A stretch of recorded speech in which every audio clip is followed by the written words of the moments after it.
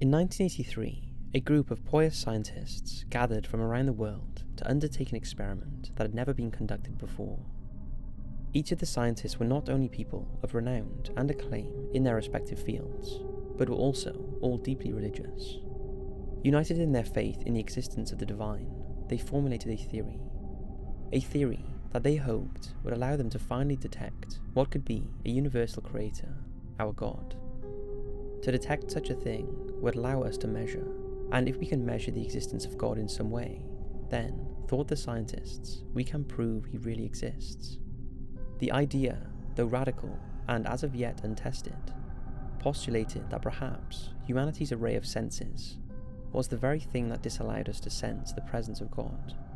They hoped that by removing the body's access to its physical senses, it would force the body to somehow compensate. Perhaps, they hoped, this lack of senses might stimulate death and cause a divinely inspired near-death experience in a controlled setting. The theory was controversial, as one might expect, but the scientists were lucky enough to have a volunteer for their experiment, a hermit who lived in isolation in the hills surrounding Rome, who came to these men and explained that he had a vision of them.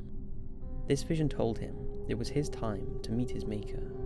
The scientists, though excited at the opportunity, warned the old man that there is a significant chance that he will not survive the experiment.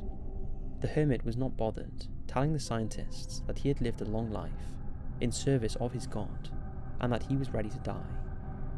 The surgeon of the group, a devout Hindu man, performed an extensive and highly experimental operation on the old hermit, carefully severing every sensory nerve in the brain.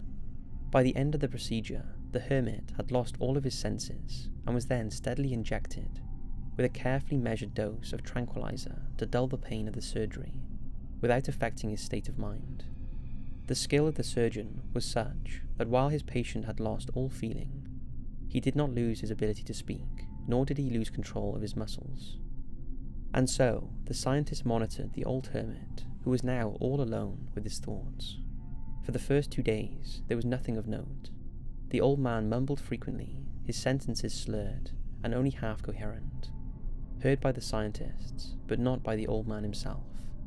In 4 days, the old man began reporting hearing hushed, unintelligible voices somewhere in his head, but he could neither understand them nor determine their origin. The scientists now started to worry that their experiment had only succeeded in dooming an old soul to psychosis, the onset of which now seemed far more likely to them than the discovery of God. They discussed ending the experiment prematurely, with a few of them certain that this level of meddling with creation could not possibly end well. However, just as they had almost all agreed to end the experiment, the hermit began to weep profusely in his bed. He claimed that his wife, who had died decades ago, was speaking to him, and that, with his thoughts, he was able to communicate back. For a moment, the scientists were even more resolute in their desire to end the experiment, as this had to be a sign that the man had descended into madness. But their resolve soon came crumbling down as the hermit began to name dead relatives of the scientists. One by one, he named family members of each scientist, how they died and how they felt as they died, followed by facts like their times of death and where they were when they passed. Now the scientists had a lead. They couldn't stop now. Unable to directly communicate with the hermit to influence his conversations with the dead, the scientists were forced to simply observe and listen to his increasingly distraught encounters with the spirits. Much of what he was willing to share aloud with the men watching him was unsubstantial to their goal of finding God, but they all still felt as though they were at least getting closer. After about a week of spending all his days conversing with the deceased, the hermit broke into hysteria, saying that the number of voices had become overwhelming, and that in every waking moment he was bombarded by hundreds of lost voices who refused to leave him be. At first, the scientist did nothing to help him, but the hermit began to take matters into his own hands. He started throwing himself against walls and onto the hard floor in an attempt to elicit a pain response, and be granted more powerful tranquilizers. He begged for sedatives so he could sleep and gain respite from the many voices that flooded his head.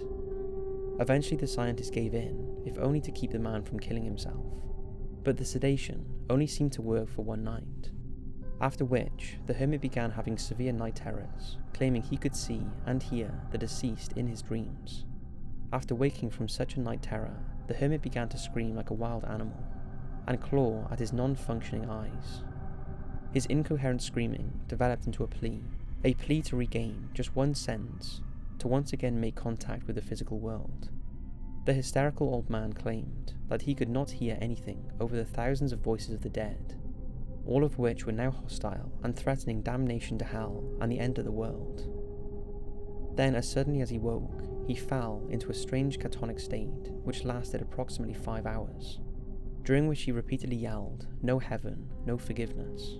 After this trance-like state, the old man repeatedly begged to be killed, praying that the scientists would have mercy on him. But alas, mercy was not why they were there. The scientists had gone too far now to just simply stop, and they began to believe the hermit might in fact be close to establishing contact with God. After one more day, the hermit could no longer form coherent sentences, and seemed to lapse into intermittent coma-like states, and highly agitated states of rage. During the first of these rage states, the hermit yanked all of the wires off of himself, and started biting off massive chunks of flesh from his arms. The scientists rushed to restrain him to a table, worried that he may try to kill himself before the experiment could be completed. The man screamed and struggled the entire time they held him down, and continued to do so for several hours after.